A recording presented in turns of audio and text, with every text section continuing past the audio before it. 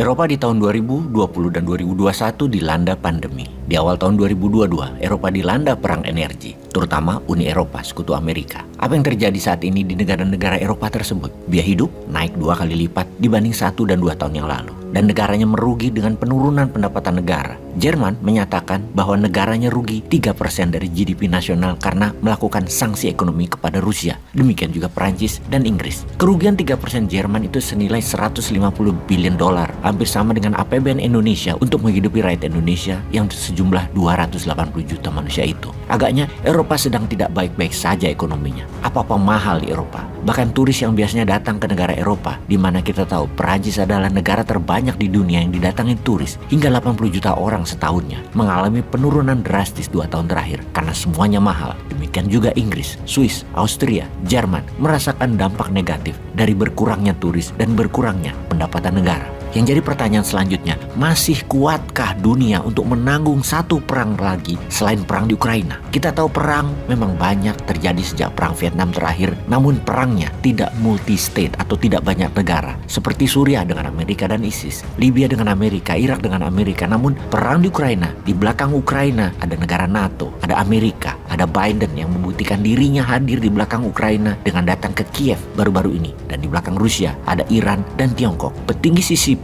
atau Partai Komunis Cina, Wang Yi, hadir hari ini di Moskow. Kembali ke pertanyaan apakah dunia sanggup menanggung satu perang lagi? Kita melihat dari sisi Tiongkok sekarang. Mengapa akhir-akhir ini, sejak tahun baru, perhatian Tiongkok ke Ukraina meningkat? Apakah Tiongkok lagi mempelajari apa kesalahan dan apa kekuatan dalam perang tersebut yang harus ditiru dan dipelajari agar Taiwan bisa masuk kembali ke Tiongkok dengan memenangkan perang di Taiwan? Kita memperdalam sedikit kesamaan Rusia dan Tiongkok yang bersama Putin dan Xi Jinping. Keduanya adalah menjadi negara otoritarian. Ambisi otoritarian memang narsisme grandios, ingin diingat sejarah sebagai orang besar, ingin dikenang sebagai pahlawan, ingin diagungkan, ingin selamanya berkuasa. Jadi ciri tersebut bisa didapat kalau mereka melakukan ekspansi. Lalu apa yang dilakukan Tiongkok saat ini? Berpengalaman dengan strategi geoekonomi yang bernama Belt Road Initiative, BRI, lalu menjadi obor One Belt One Road. Maka kata inisiatif dipakai untuk sesuatu yang Tiongkok akan lakukan. Sekarang Tiongkok membuat Global Security Initiative. Global Security Initiative adalah cikal bakal military aliansi seperti NATO, versinya Tiongkok. Apa yang dilakukan Rusia terhadap Ukraina adalah self-defense. Maka Tiongkok akan melakukan hal yang sama dalam kampanyenya. Mengambil Taiwan adalah self-defense dari caplokan Amerika terhadap wilayah Tiongkok. Kita semua tahu, sejak kehadiran Nancy Pelosi tahun lalu ke Taiwan, Tiongkok marah dan mulai melakukan aktivitas di darat, laut, udara, selat mengelilingi Taiwan, dan garis batas wilayah Taiwan sudah berkali-kali dilewati dalam drill militer oleh Tiongkok.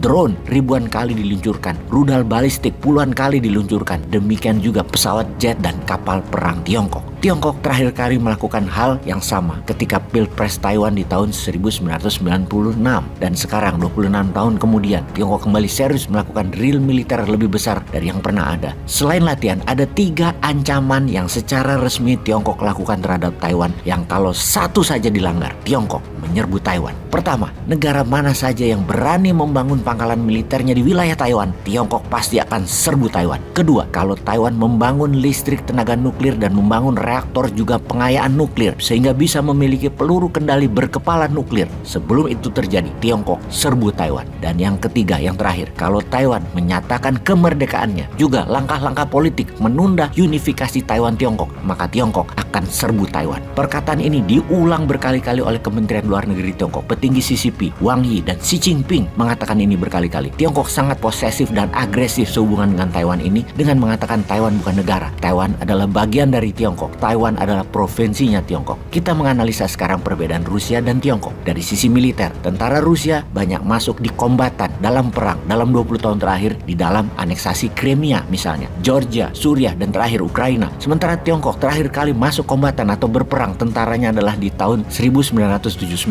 dengan Vietnam. Jadi secara teknis personel, tentara Tiongkok less combat experience. Secara ekonomi, Rusia memberi kontribusi 3% ekonomi dunia, sedangkan Tiongkok memberikan kontribusi 50%, di mana perang terjadi antara Tiongkok Taiwan bisa mengganggu 30-50% perekonomian dunia. Perkiraan para ahli militer, Tiongkok akan main panjang dalam urusan dengan Taiwan. Yang kita harus waspadai bukan akankah Taiwan disebut Tiongkok, tapi kapan Tiongkok ambil Taiwan, dan sudah siapkah Indonesia akan imbas ekonomi ekonominya mengingat lebih dari 50% ketergantungan dalam trading, kebutuhan harian, investasi, ekspor impor, politik luar negeri Indonesia agak miring ke Tiongkok. Sudah ada solusinya. Peace.